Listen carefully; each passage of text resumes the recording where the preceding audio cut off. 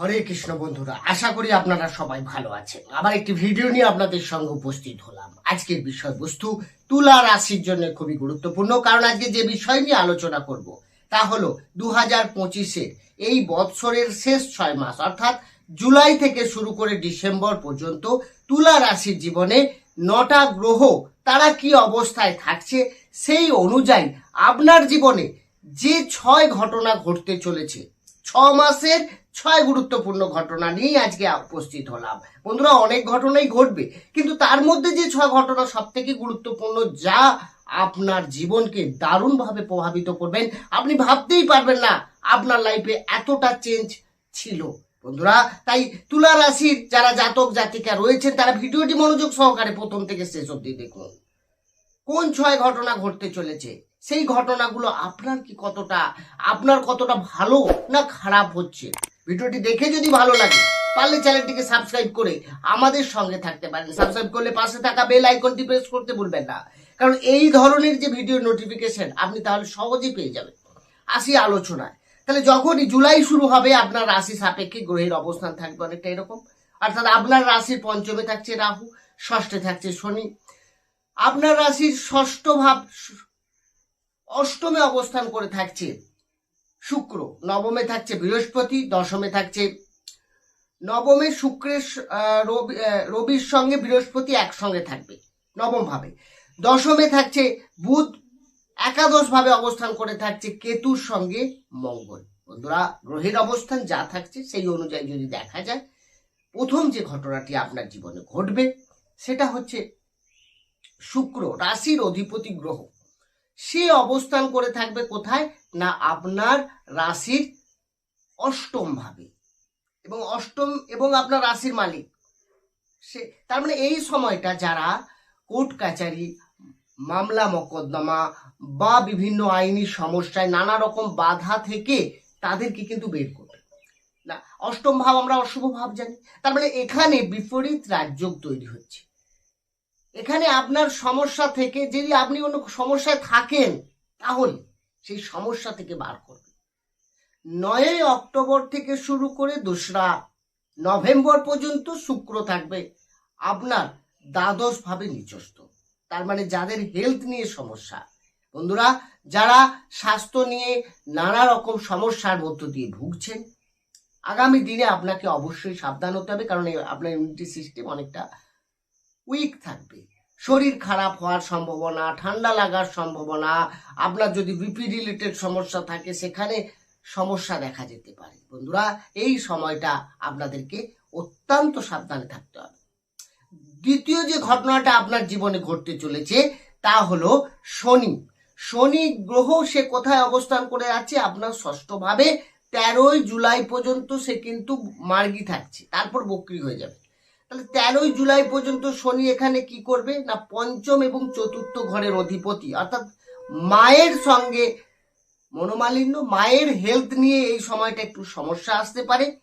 বাকি আপনার প্রেম ভালোবাসায় এখানে কিন্তু বাধা, বা আপনার যার সঙ্গে রিলেশনে আছেন তার কিছু হেলথের সমস্যা দেখা যেতে পারে এই 13 জুলাই পর্যন্ত, মানে জুলাই মাসের প্রথম দিকটা।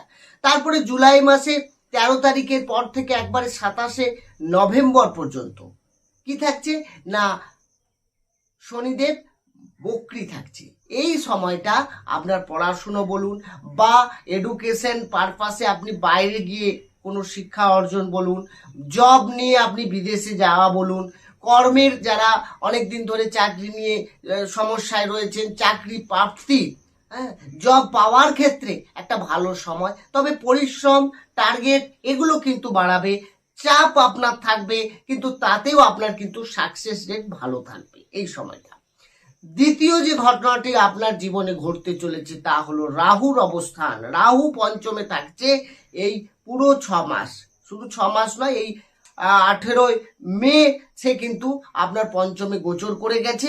তার মানে এখন দেখতে গেলে 1.5 বছর রাহু এখানে অবস্থান করে থাকবে।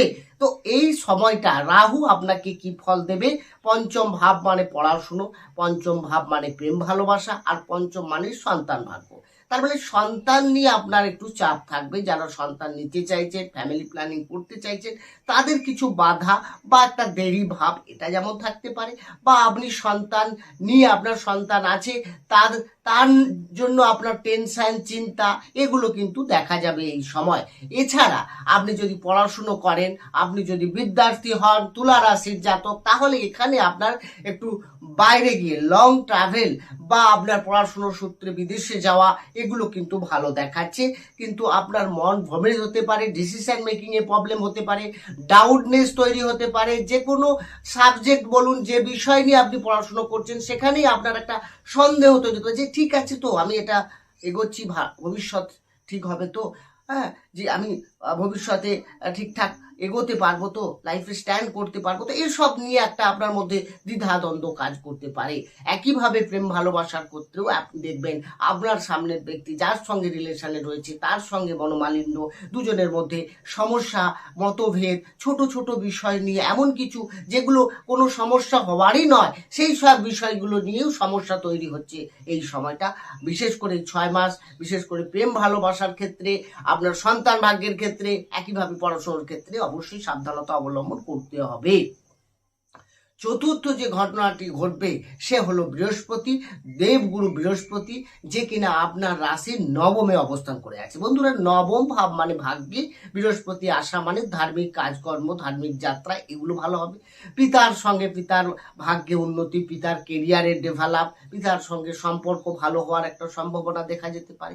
এছাড়া ভাগ্য যখন ভালো থাকবে, বৃহস্পতি থাকবে, তার মানে গুরুর ব্লেসিং আপনি পাচ্ছেন। তার মানে এখানে যে কোনো শুভ কাজ, যে কোনো মাঙ্গলিক কাজ আপনারা এগোতে পারেন, ভাগ্য আপনার অনেকটা সাথ দেবে।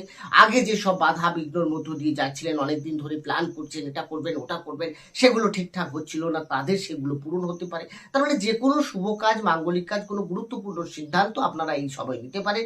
বিশেষ করে এই 15ই মের পর যখন বৃহস্পতি গোচর করে গেছে 1 বছর, মানে নেক্সট 2025-এর মে, 2026-এর মে পর্যন্ত এই বৃহস্পতি কিন্তু এখানে থাকবে, আপনাকে যথেষ্ট ভালো ফল দেবে। পঞ্চম যে ঘটনাটি আপনার জীবনে ঘটবে, বৃহস্পতির দৃষ্টি পড়বে আপনার রাশির উপরে, তৃতীয় ভাবের উপরে এবং পঞ্চম ভাবের উপরে। তাহলে প্রথমে রাশির উপরে দৃষ্টি পড়ার কারণে কি ঘটবে? রাশিতে যখনই বৃহস্পতির দৃষ্টি পড়বে, তার মানে আপনার মধ্যে জ্ঞান পিপাসু, জ্ঞান পাওয়ার একটা চেষ্টা এবং জ্ঞানকে ডিস্ট্রিবিউট করা, কারো হেল্প করা, কারো উপকারে আপনি এমন কিছু করবেন যাতে সে কিন্তু বিশাল, তার উপকার অবশ্যই খুব ভালো হবে। তো সেখানে আপনার এখানে আপনি কোনো ডিসিশন নিতে পারেন, আপনার মধ্যে একটা পজিটিভ চিন্তা ভাবনা জাগতে পারে, আপনার ঈশ্বর ভক্তি বা ধার্মিক প্রবণতা এগুলো কিন্তু বাড়াতে পারে এই বৃহস্পতি। তো সুতরাং বৃহস্পতির দৃষ্টি যখন ফার্স্ট হাউসে পড়ে, আপনার মধ্যে জ্ঞান বা আপনার ভালো কিছু জানার নলেজ এগুলো যথেষ্ট বৃদ্ধি পাবে। ষষ্ঠ যে ঘটনাটি ঘটবে, বৃহস্পতির দৃষ্টি আপনার তৃতীয় ভাবে থাকছে। তৃতীয় ভাবে বৃহস্পতির দৃষ্টি থাকা মানে অনলাইন কাজ করতে পারে, ডিজিটাল মার্কেটিং, আপনার ভাই বোনের সঙ্গে রিলেশন ভালো হওয়ার সম্ভাবনা রয়েছে। তৃতীয় ভাব সাহস পরাক্রম, তৃতীয় ভাবকে হার্ডওয়ার্ক দেখানো, যেখানে হার্ডওয়ার্ক করে আপনি রেজাল্ট পাচ্ছেন না, এখানে আপনাকে অনেকটা পজিটিভ রেজাল্ট দেবে। সুতরাং বৃহস্পতির দৃষ্টি থার্ড হাউসে কিন্তু যথেষ্ট আপনাকে, যারা ট্যুর ট্রাভেলের কাজ করে, যারা অনলাইন কাজ করে, ডিজিটাল কাজ করে, তাদের ক্ষেত্রে কিন্তু যথেষ্ট ভালো। বন্ধুরা, এই আলোচনা কিন্তু শেষ হয়েও হবে না, কারণ এর শেষ নেই, কারণ এত বেশি কিছু আছে যা এই সংক্ষিপ্ত সময়ের মধ্যে আলোচনা করা সম্ভব নয়। আমার নেক্সট ভিডিওতে এর পরবর্তী ভিডিও নিয়ে আসছি।